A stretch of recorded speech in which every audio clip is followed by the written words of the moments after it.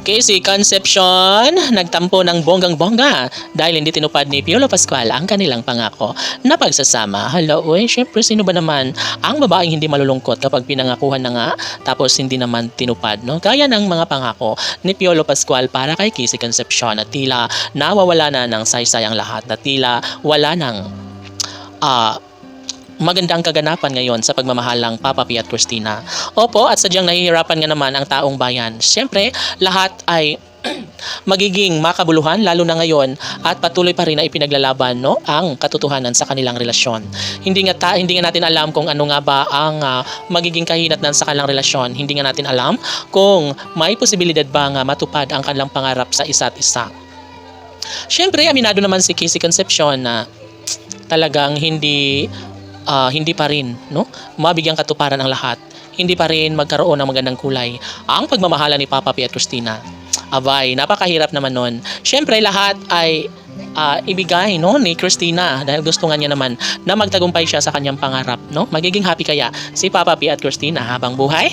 Makuha nga kaya ni Christina ang pagmamahala nila sa isa't isa? Posible nga kaya na mabuo ang pamilyang pangarap nila sa isa't isa? Well, hindi naman madali para kay Christina ang isang pagmamahal, no, para kay Papa P. Ngunit patuloy na isaalang-alang, patuloy na ibigay ang 100% ng kanilang pagmamahalan. Lalo na't hanggang ngayon ay patuloy pa rin ang kanilang relasyon, no?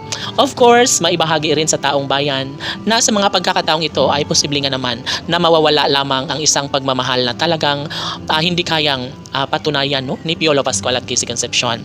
Sobrang napakahirap dahil nga sa puntong ito ay hindi na malalaman kung ano nga ba ang magiging kahihinatnan sa relasyon ni Papa P at Christina. Sabi nga ng komento nga ng mga netizens na hindi pa rin naman sila nawawala ng pag-asa at mas nangingibabaw pa rin naman ang malaking pagkakataon na maisa katuparan ang lahat sa kanilang pagmamahalan. Tanging pangarap ng lahat na sana nga ay magbunga at magiging maligaya habang buhay si Papa P at Christina.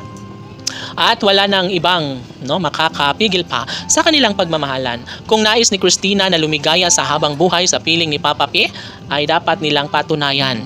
Dapat na magiging makatotohanan ang lahat dahil nga isa ito sa pinaka-the best na pangyayari.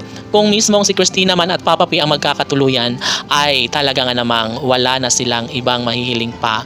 Nais ni Christina na ibahagi sa lahat ang katotohanan sa kanilang pagmamahalan at higit pa riyan ay mas magiging maligaya ang puso't isipan. Hindi lamang kay Christina at Papa P, maging sa kanilang milyon-milyon na mga taga-subaybay. Casey PG Fanatics, laban!